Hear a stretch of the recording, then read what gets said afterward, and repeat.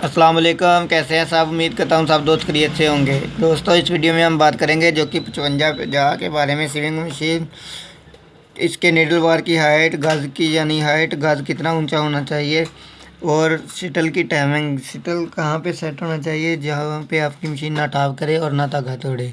तो दोस्तों वीडियो शुरू करने से पहले मेरी आपसे रिक्वेस्ट है, अगर आप मेरे चैनल पे पहली बार आए हैं तो मेरे चैनल को लाजमी सब्सक्राइब करें और वीडियो को लाइक लाजमी कर दें और बेल आइकन के बटन को दबा दें। तो चलते हैं वीडियो की तरफ।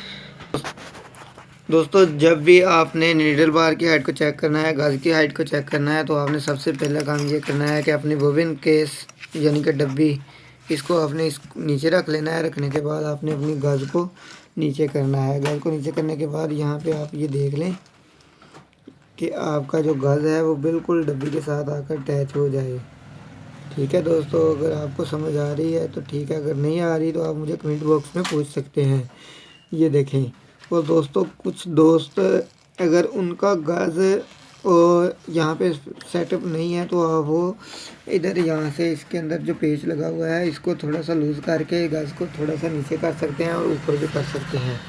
तो दोस्तों अगर हम गज़ को यहाँ पे फिट कर लेंगे, इसके बाद हम शटल की टाइमिंग को सेट करेंगे तो फिर आपकी मशीन बिल्कुल कोई मसला नहीं करेगी। तो ये मैंने आपके सामने गज़ की सेटिंग को यहाँ पे रखा हुआ है। यहाँ पे इसको पेच को अंदर से अच्छे तरीके से टाइट कर देता हूँ। ठीक है दोस्तों, यहाँ पे इसको टाइट करने के बाद हम अपना बोबन केस जो है इसको उठा लेते हैं, यानी कि डब्बी को उठा लेते हैं। इसके बाद हम आते हैं अपने शटल की तरफ। तो शटल की टाइमिंग को जिस तरह हमें सेट करना है, पहले तो हमने इसमें अपने नीडल बार में नीडल को डालना है, सुई को डालना है गज़ में।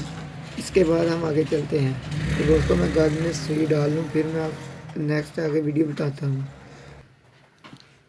यहाँ पे मैंने सुई को डाल लिया है। अब देखें ये हमारी शटल की जो टाइमिंग है बिल्कुल सेट नहीं है। ये देखें सुई किधर जा रही है और हमारा शटल जो है वो कहाँ पे है। ये देखें, ये दोस्तों आपके सामने है।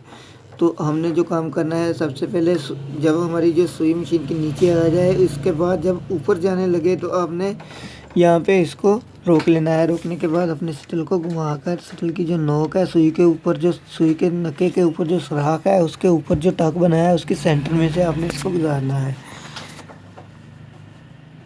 ये देखिए दोस्तों, ये आपके सामने मैं थोड़ा सा जूम करके आपको दिखा रहा हूँ। ये जो सुई के सुराख के ऊपर से जो टक है, आपने इसको सुई के शटल की नोक को वहाँ से गुजारना है। तो यहाँ पे आपने इसके शटल के पेज को अच्छे तरीके से टाइट कर देना है।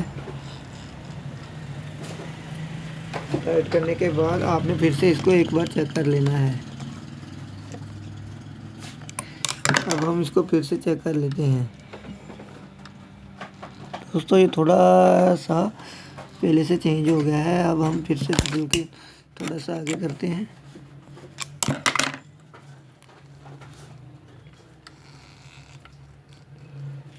ये देखिए दोस्तों, यहाँ पे जिस तरह मैंने इसको सेट किया हुआ है, आपने बिल्कुल सेम इसी तरह अपने जो शटल है और सुई को यहाँ पे इसी तरह सेट कर लेना है।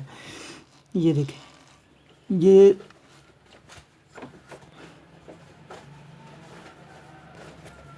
ये हमारी जो नीडल है, इसका ये सुराख है जिस जहाँ पे पेचकस लगा रहा हूँ, ये इसके ऊपर जो यहाँ पे टक बना हुआ है ये वाला, आपने शटल के नोक को इस टक के सेंटर में से गुजारना है।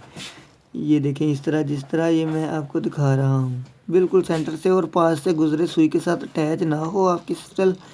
तो यहाँ से जब आपकी मशीन का शटल जो गुजरेगा तो आपकी मशीन ना तो टाप करेगी, ना ही धागा तोड़ेगी और ना ही आपको किसी किस्म की परेशानी होगी। तो दोस्तों अगर आपको मेरी वीडियो की समझ आ गई है तो आप वीडियो को लाइक लाजमी करना है और मुझे कमेंट बॉक्स में बताना भी है। ठीक है दोस्तों, तो मिलते हैं अगली वीडियो में, तब तक के लिए अल्लाह हाफिज़।